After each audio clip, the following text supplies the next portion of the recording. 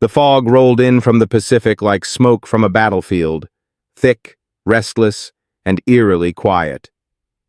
Noah Barrett stood on the porch of his cabin nestled on the edge of Mendocino's redwood forest, a chipped coffee mug in hand, steam rising into the morning chill. He had not spoken to another soul in 2 days, maybe 3. Out here, time bled together like the dreams that still clawed at him each night. He did not miss much about the world he left behind. Cities were too loud, crowds too chaotic. And conversations, those cost more than they were worth. Out here, the only voices were the birds and the wind through the trees. Then came the knock. 3 sharp raps on the wood door. Not tentative, not neighborly, the kind of knock that expected answers. Noah stiffened. He set the mug down without taking his eyes off the door, each step deliberate as he approached.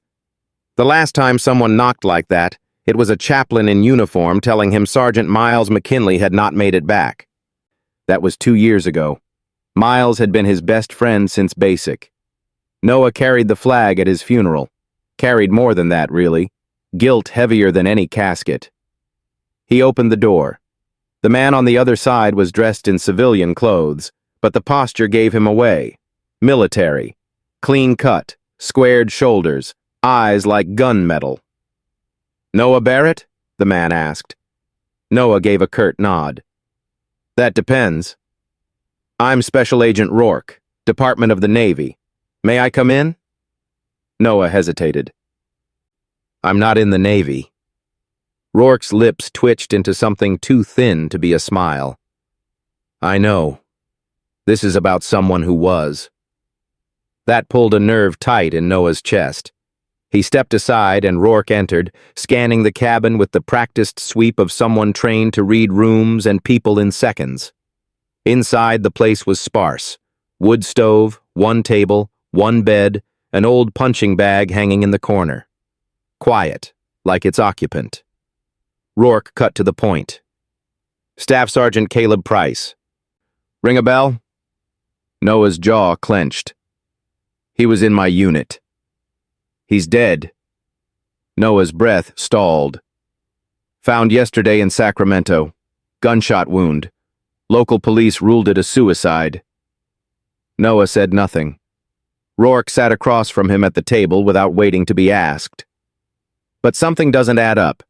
He left no note, no signs of depression, no drugs, no alcohol. He had a 6-month lease and had just started a security job. Clean background, no known issues.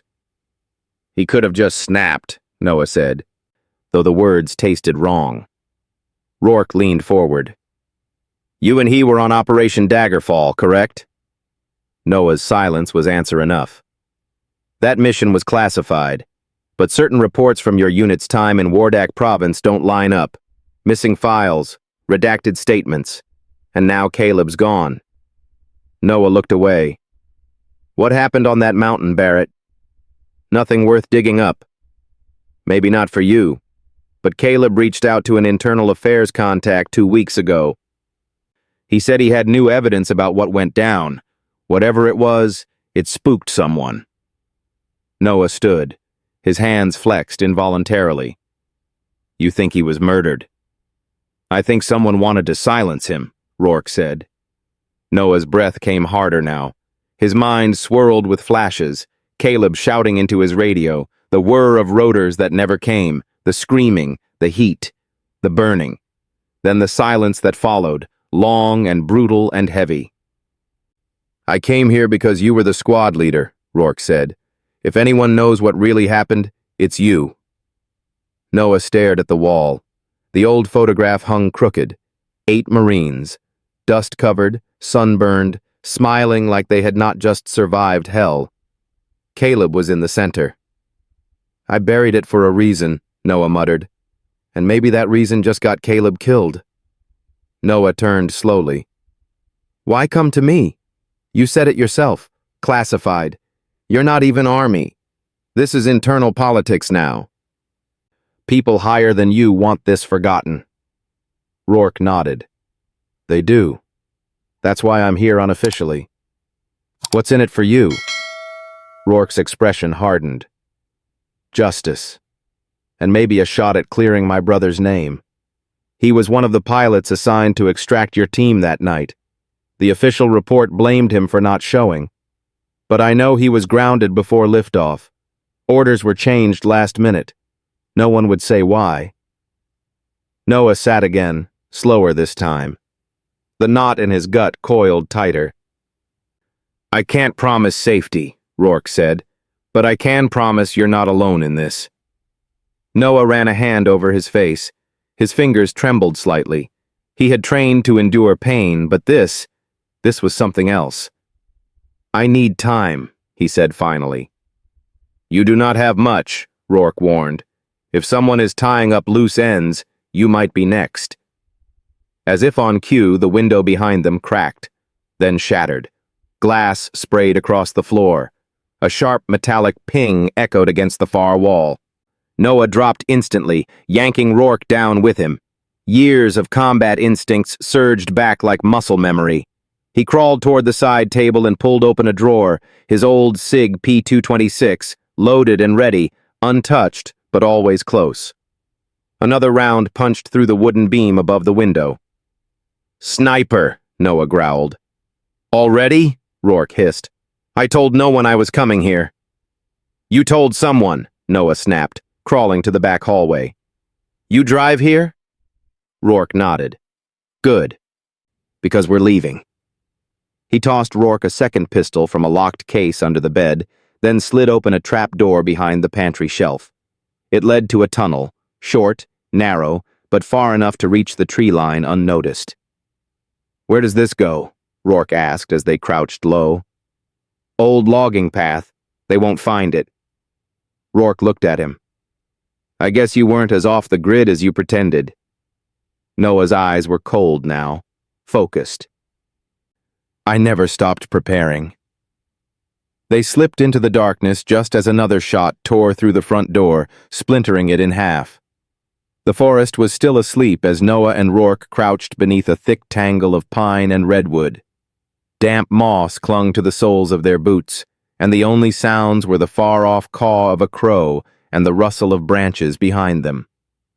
They had cleared the half-mile logging tunnel undetected, surfacing behind a thicket Noah had used before.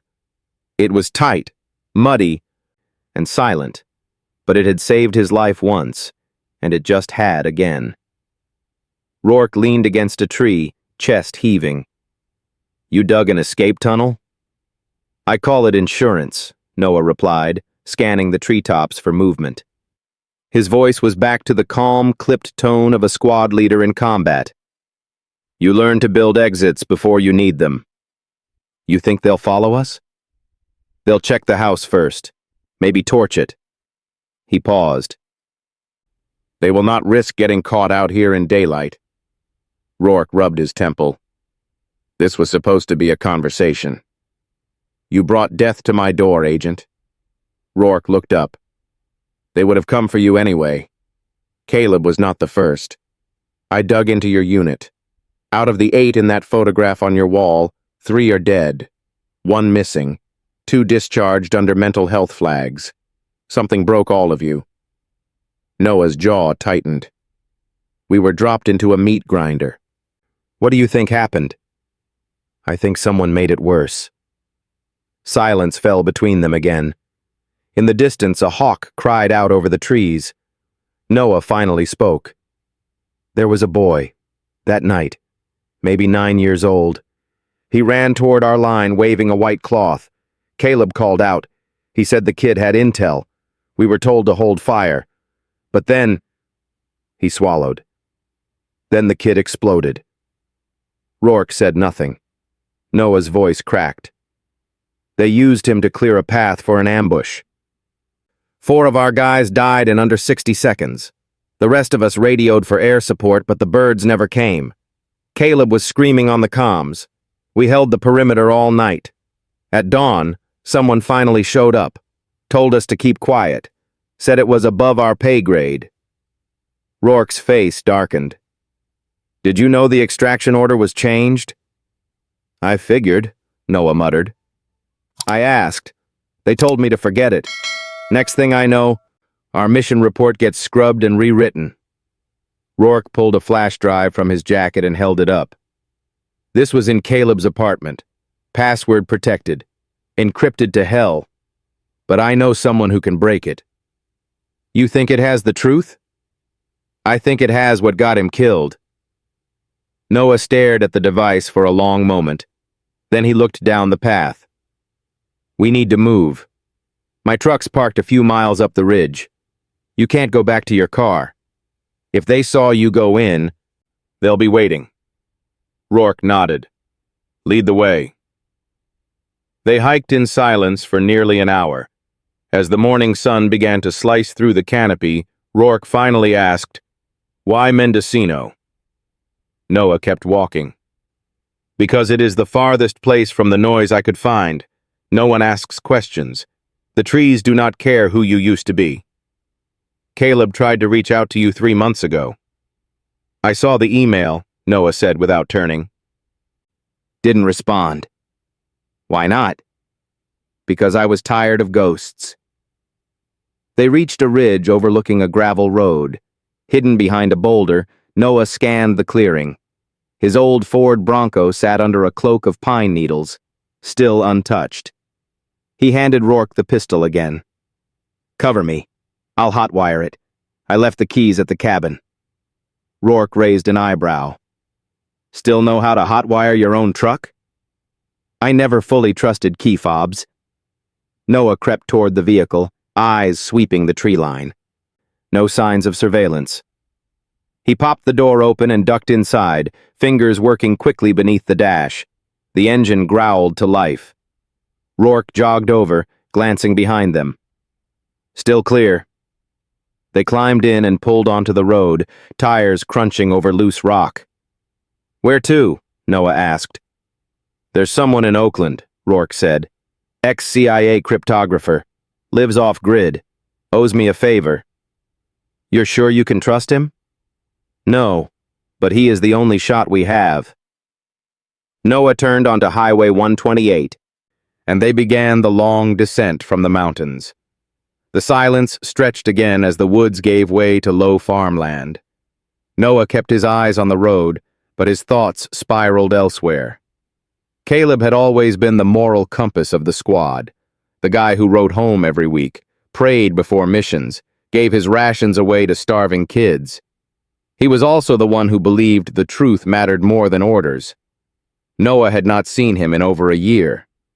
When they last spoke, Caleb had been ranting about injustice, about exposing what they buried on that ridge. Noah had brushed him off.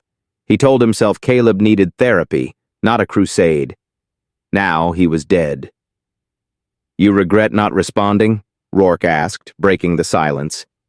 Noah's grip tightened on the wheel. Every day. Rourke nodded. Then do something about it. They reached the edge of Santa Rosa when Noah's phone buzzed. He had not charged it in 2 days, but the message came through. Blocked number. It read, You are next. Turn around. Noah showed Rourke. We are being watched. Rourke cursed under his breath. Encrypted messaging. That means they are close enough to track your number through short-range networks. That's military-grade tech. Someone with real clearance.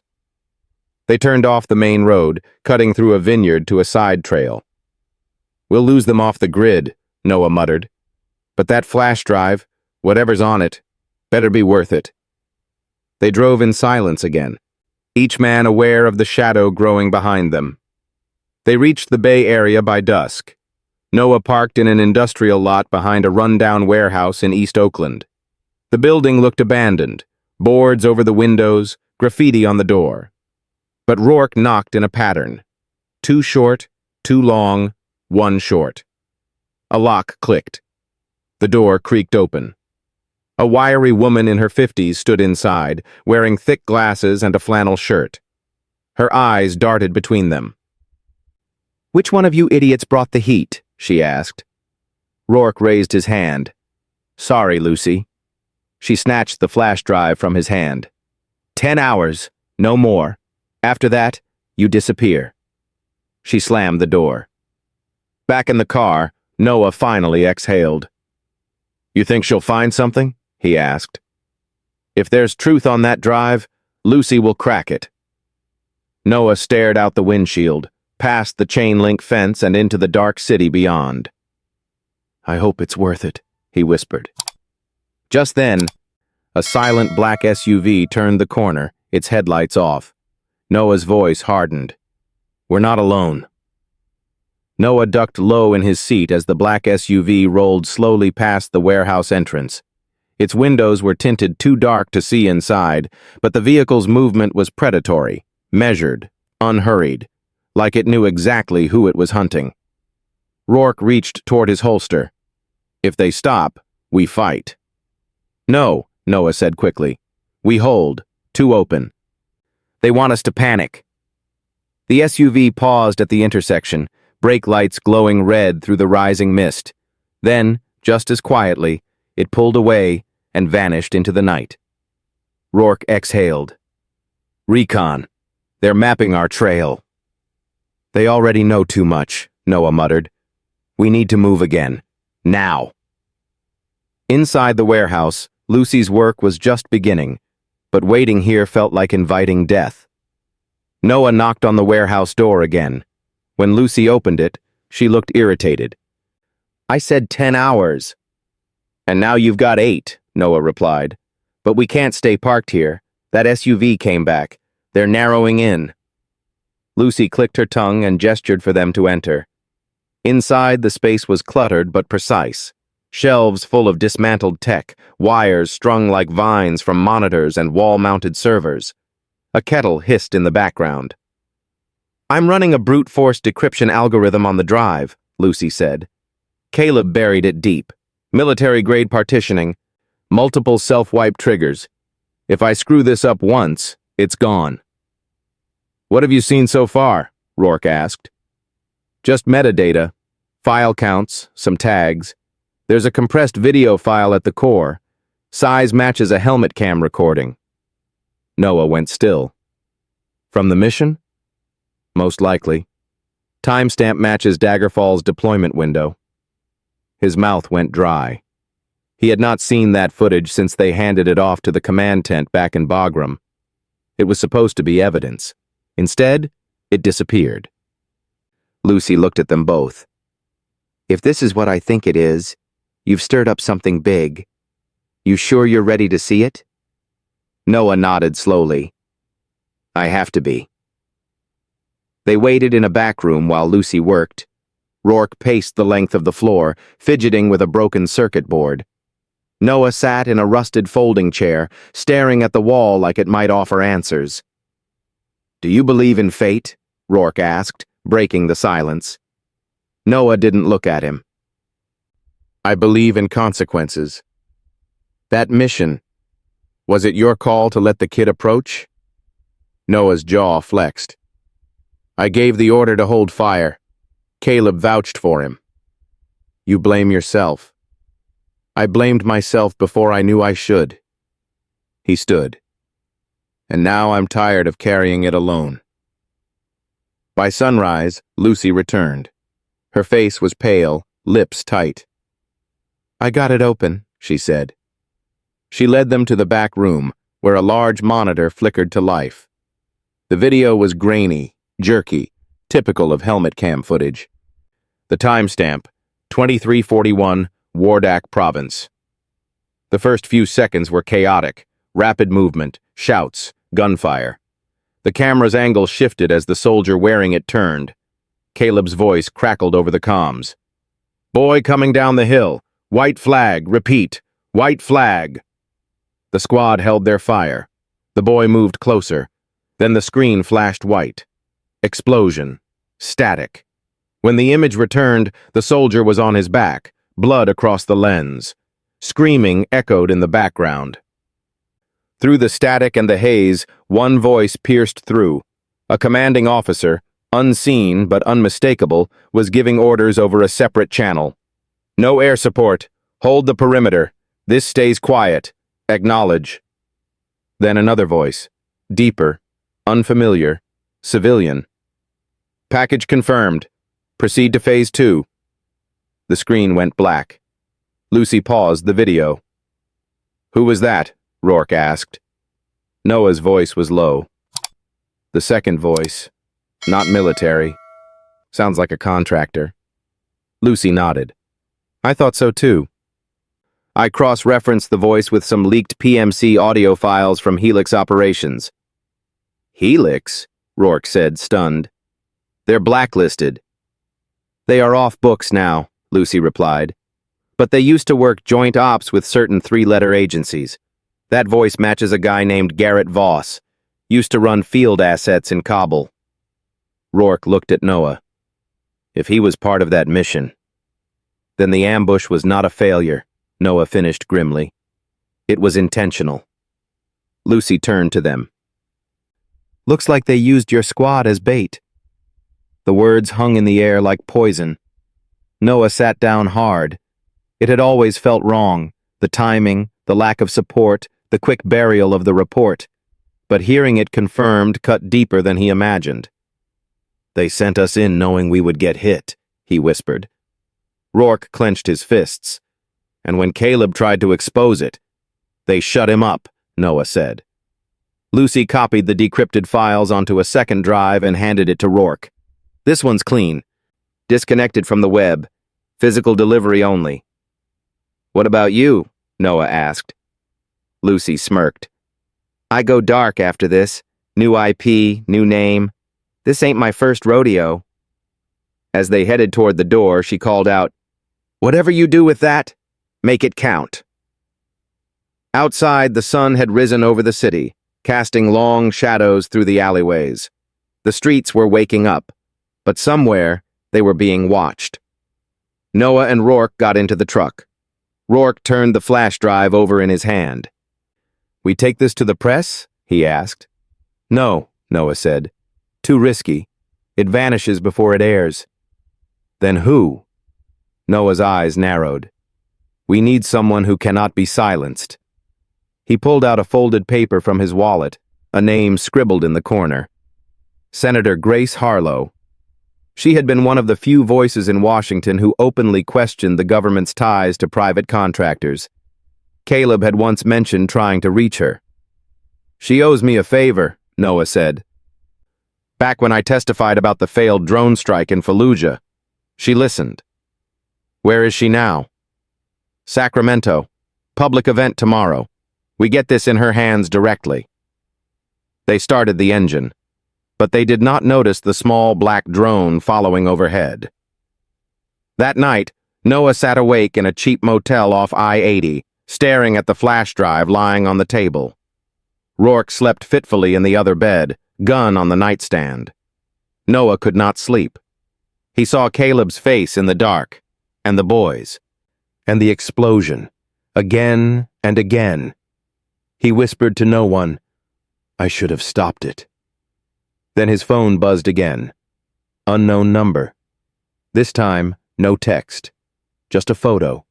A snapshot of Lucy, slumped over her keyboard, eyes open, lifeless. Noah stared at it, bile rising in his throat. The message followed. "You were warned." Noah stared at the image on his phone, every nerve in his body locking into place. Lucy's eyes were wide open in death, lit only by the cold glow of her monitors. Blood streaked across the keyboard like a final warning. He had brought this to her door. He clenched the phone so hard it creaked. From the other bed, Rourke stirred. "Something wrong?" Noah held out the phone without a word. Rourke's expression turned to stone. "Son of a—" "They got her," Noah muttered, voice tight. "She was our only tech link, and they took her out hours after we left. Which means they were watching the warehouse. Maybe even tapped her connection." Noah looked toward the window, the curtains drawn tight. "We cannot wait for tomorrow. Senator Harlow's event is too public. If they're tracking us, they'll hit before we get close. We cannot go to the media. We cannot go to the police. And now our hacker's dead." Rourke stood, running both hands through his hair. "We're out of allies." Noah shook his head. "Not quite. There's one more." By dawn, they were on the road again, heading north into the foothills above Auburn. The pine trees grew thicker the higher they climbed, and the fog wrapped around the Bronco like a veil. Noah drove in silence, jaw tight. "You sure this guy can help?" Rourke asked. "He owes me," Noah said. "We served together in Kandahar before he left the Corps. Now he runs a private security outfit." "Great," Rourke muttered. "Another gun for hire." Noah shot him a glance. "Not all contractors are dirty. Some left because they couldn't stomach the politics." "Like you?" "Like me." They turned off the highway onto a gravel road and followed it to a compound tucked into the hills, double-fenced, cameras at every corner, and a black flag with a hawk insignia fluttering in the wind. Noah rolled down his window at the checkpoint. A young guard stepped out, raising an eyebrow at the truck. "I'm here for Cole Draven," Noah said. "Tell him Noah Barrett's calling in his marker." The guard studied him a moment, then spoke into his radio. Moments later, the gate buzzed open. Cole Draven looked like a war story come to life. Gray at the temples, sleeves rolled up over forearms covered in scars and old ink. He met them in a concrete training bay, arms crossed, expression unreadable. "Been a while," he said. "Too long," Noah replied. Cole looked Rourke up and down. "Fed?" "Used to be," Rourke said. "Now I'm just a man in over his head." Cole grunted. "So what brings you to my doorstep, Noah? Looking for guns, firepower, or trouble?" "Maybe all three," Noah said, pulling out the flash drive. "I need eyes, ears, and muscle. And I need to get this into the hands of Senator Grace Harlow without getting killed in the process." Cole raised an eyebrow. "Grace Harlow? You running for office now?" "I am trying to stop more of my friends from ending up like Caleb." Cole's gaze hardened. "I heard about that. Good man. He died trying to expose what happened to us in Wardak, and now the people behind it are cleaning house." Cole stared at the flash drive for a long moment. Then he nodded. "I'll help," he said. "But once we do this, there's no going back. You're burning your file, your life, everything." "I already did that the day I buried the truth." Back in the command room, Cole handed them burner phones, clean IDs, and a satellite tracker no bigger than a coin. "We'll ghost you down to Sacramento. My guys will stage a decoy convoy while you two travel back roads. If they're watching, they'll follow the wrong car." "What about the meeting?" Rourke asked. "Harlow's schedule is locked," Noah said. "Public fundraiser. Security will be tight, but I know how to reach her. Back entrance, rear corridor. She used to sneak off the floor during filibusters to smoke." Rourke raised an eyebrow. "You bonded over cigarettes?" "We bonded over broken systems." That evening, with Cole's help, Noah and Rourke set off in a nondescript sedan. The flash drive was hidden inside the dashboard, taped beneath the radio. They drove with headlights dimmed, keeping off main roads, switching license plates mid-trip. They spoke little. Every minute brought them closer to either salvation or a bullet. Noah stared out the window. "You ever feel like the silence is worse than the noise?" Rourke glanced over. "Meaning?" "After the mission went south, we stopped talking about it, even with each other, like we were afraid the words would make it real. So we buried it. And now that silence is eating us alive." Rourke nodded slowly. "Silence is safer, but it's not justice." Noah looked down. "Caleb tried to break it, and they buried him too." "You can still speak," Rourke said. "You can still make this count." They reached Sacramento before sunrise. The city lights bled into the sky as they parked in a garage near the event hall. Cole's team had already begun deploying the decoy convoy down the Capitol corridor. Noah and Rourke moved quickly, slipping through service entrances and stairwells until they reached the rear corridor outside the ballroom. Security was everywhere. Donors, press, Harlow's staff. They waited behind a service door, heartbeat by heartbeat. Finally, she appeared, flanked by two aides moving toward the catering table. Noah stepped out. "Harlow." She froze. Her eyes widened. "Noah Barrett," she said. "God, you look worse than when you testified." "I need 2 minutes. Alone." She glanced at her aides. "Take a walk." Inside the storage room, Harlow shut the door behind her. "This better not be about Fallujah." "It's not," Noah said, pulling the flash drive from his pocket. "It's about Operation Daggerfall, about a squad used as bait, about a cover-up that cost lives, my unit, Caleb Price, all of it." Her face turned to stone. "You have evidence?" "Video, comms, audio of a contractor named Garrett Voss giving illegal orders." She reached for the drive, then paused. "If I take this, I become a target too." "You already were," he said. "The moment you stood up to them on the floor. This just makes it official." She took the drive. "I'll need time," she said, "but I'll make sure it's seen. One way or another. Just promise me something." "What?" "When the names come out, don't let them say Caleb died a coward." Her voice softened. "I won't." Suddenly, a radio crackled in the hallway outside. Raised voices, footsteps. Noah's instincts kicked in. "We have to go, now." But it was too late. The door burst open. 3 men in tactical gear rushed in. No insignia, no hesitation. Noah shoved Harlow back. Gunfire erupted. Gunfire ripped through the air like a jagged blade. The sound bounced off the concrete walls of the storage room, deafening and chaotic. Noah lunged, pulling Harlow to the ground as a bullet punched through the drywall where her head had been a second earlier. Rourke fired first. Controlled bursts. Center mass. 2 assailants dropped instantly. No shouting, no warning, no insignia. Professionals. Sent to silence. The third vanished behind the door frame. "Move!" Noah shouted, dragging Harlow behind a steel cart. "Stay low!" Rourke edged toward the door, weapon raised, scanning. But the third man was gone. "Clear," he whispered, though his eyes were still hard and searching. Harlow sat up, trembling. "Jesus! Who the hell were they?" Noah picked up one of the bodies and pulled down the balaclava. Male, maybe late 30s, no ID, no markings, no expression. Ghosts. Rourke pocketed a phone from one of the bodies.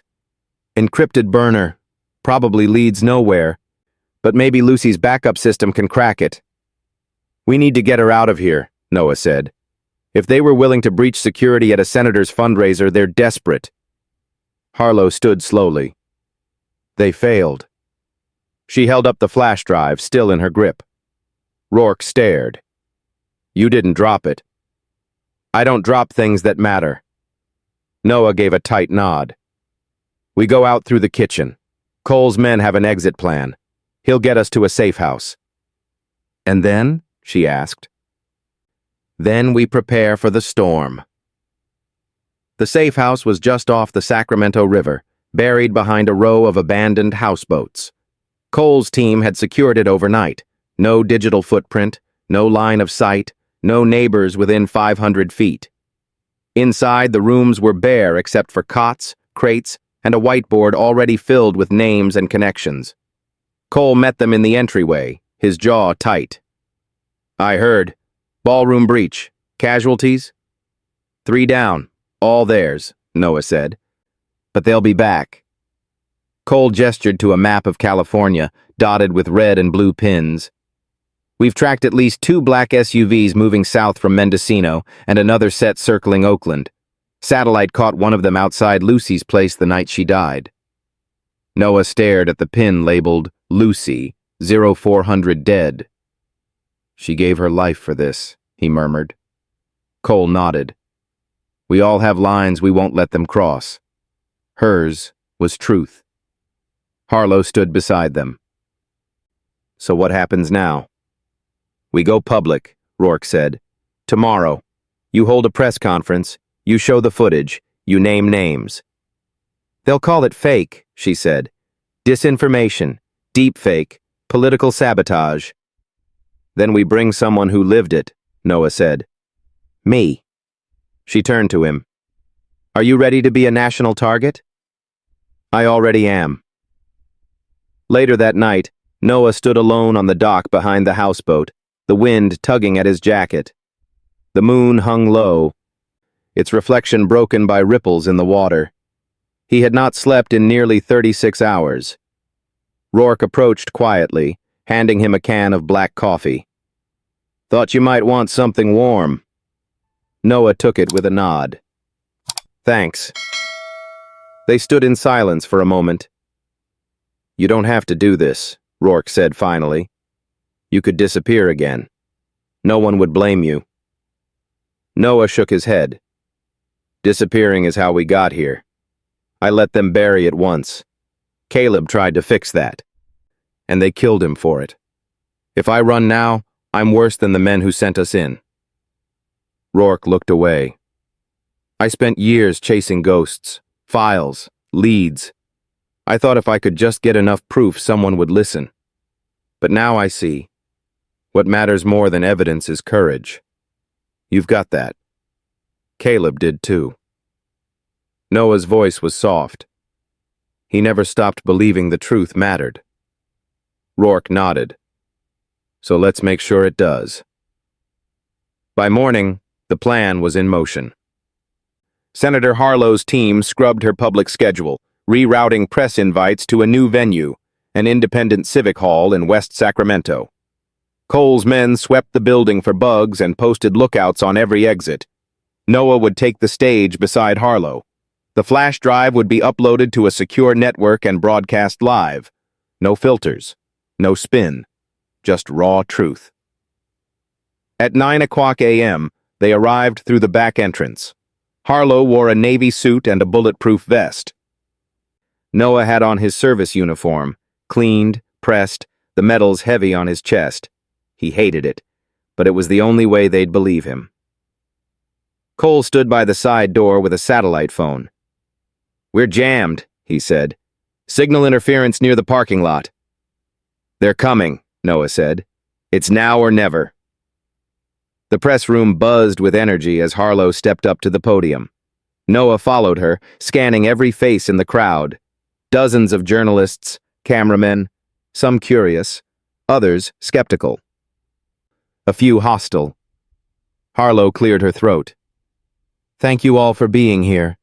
What you are about to see is not easy, but it is necessary. She inserted the flash drive into the media terminal. The video began. Gasps. Hands flew to mouths. The explosion. The comms chatter. The voice giving illegal orders. The name. Garrett Voss. The press broke into a frenzy. Noah stepped forward, his voice steady. My name is Noah Barrett. I served in the United States Marine Corps. On September 8, 2017, I was deployed to Wardak Province as squad leader of Alpha Unit. That night, my team was set up. Not by the enemy, but by our own system. And for years, I stayed silent. He looked at the cameras. No more. Then the lights cut out. Total darkness. Screams. Noah! Rourke's voice shouted from the hallway. Get her out! Gunfire erupted in the lobby. They were under attack again. Noah grabbed Harlow and ducked, pulling her behind the podium. Cole's voice echoed in their earpieces. Backup generators offline. They're jamming power. We've got hostiles breaching the perimeter. Noah scanned the shadows. Red laser dots danced across the far wall. Then one found his chest. He tackled Harlow. A shot rang out. Pain exploded in his side. Blood seeped through Noah's side as he pressed his hand to the wound. The pain was sharp and hot, but distant somehow, muted by adrenaline. Around him, the civic hall was chaos. Reporters scrambled for cover. The podium lay overturned, riddled with holes. Somewhere, the flash drive continued streaming from the backup battery, still transmitting the truth even as bullets flew. Stay with me, Rourke yelled, dragging Noah behind the stage curtain. "You're hit bad." "I can walk," Noah growled, clutching his side. "No, you can't. That round's deep." "Is the feed still up?" Rourke nodded. "Yeah. Cole rerouted it to 3 mirrors. Harlow got her message out." "Then get her out," Noah hissed. "She's the target now." "She's already gone," Rourke said. "Cole's team exfiltrated her through the kitchen tunnel. It was the first thing we did when the lights cut." Behind them, another explosion rocked the far entrance, probably a flashbang. Tactical teams moved fast now, breaching in staggered formation. "They're not here to silence the message anymore," Rourke said grimly. "They're here for vengeance." Noah looked up, sweat dripping down his face. "Good. Let them come." Outside, Cole coordinated a furious response. His team of ex-special operators engaged the attackers with precision, non-lethal takedowns where possible, lethal force when necessary. "They're Helix," one of Cole's men reported through the earpiece. "Positive ID, Voss's old crew. Half these guys were ghosted years ago." Cole cursed. "Which means this wasn't freelance. They were activated." He looked to the roof. A black chopper hovered in the distance, low, silent, just outside airspace jurisdiction. "Pull our people out," he ordered. "Get Barrett and Rourke to the extraction point, now!" Noah barely remembered being moved. His vision blurred with each step. He only caught fragments, Rourke's voice yelling into a radio, Cole's men firing toward the stairwell, a burst of cold air as the rear exit opened into an alley behind the building. Then the smell of antiseptic, the hum of medical equipment, and pain. So much pain. He woke to ceiling tiles and the beep of a heart monitor. Rourke sat beside the hospital bed, looking like he had not slept in days. "You're awake," Rourke said quietly. "That's a miracle." "Bullet miss anything important?" Noah rasped. "Kidney, some muscle. You'll live." "Damn," Noah muttered. "I was hoping for a clean exit." "Sorry," Rourke said, smiling faintly. "You're stuck here a little longer." Noah blinked slowly. "Harlow?" "She's safe. And alive. And pissed." "Good. And the video?" "It went viral," Rourke said. "Dozens of outlets picked it up. Congress is launching a preliminary inquiry into Helix and their government contracts. Voss is missing. Warrants issued." Noah let his head fall back against the pillow. Finally. "But," Rourke added, "they're trying to spin it. Say it's a rogue op. Disavowed actors. A few bad apples." Noah's lips curled bitterly. "They always do." Rourke leaned forward. "But this time there's you. They can't erase a man who bled in front of live cameras. I don't want to be a martyr." "You won't be. You'll be the start of something." Over the next 2 days, the world moved faster than Noah could track. Senator Harlow went public again, this time in front of Capitol Hill, flanked by veterans and whistleblowers. She introduced legislation to overhaul military contracting procedures and end the use of third-party private combat units in active war zones. Helix Operations was dissolved, at least on paper. Investigations were opened. Testimonies were demanded. The Pentagon squirmed. Noah watched it all from a hospital bed, unable to move, barely able to eat. But for the first time in years, the silence inside him was gone, replaced with something else. Resolve. Rourke returned to his bedside with a small box in hand. "What's that?" Noah asked. Rourke set it on the tray. "This came from the Senate office. Grace had it delivered." Noah opened the box. Inside was the flag Caleb Price had been buried with, folded tight, pressed flat. Beside it, a handwritten note. "The truth cost us, but silence would have cost more. Thank you. G.H." Noah closed his eyes. His hand gripped the flag, and for a moment he let himself feel everything: grief, rage, guilt, and something else that had not touched him in a long time. Peace.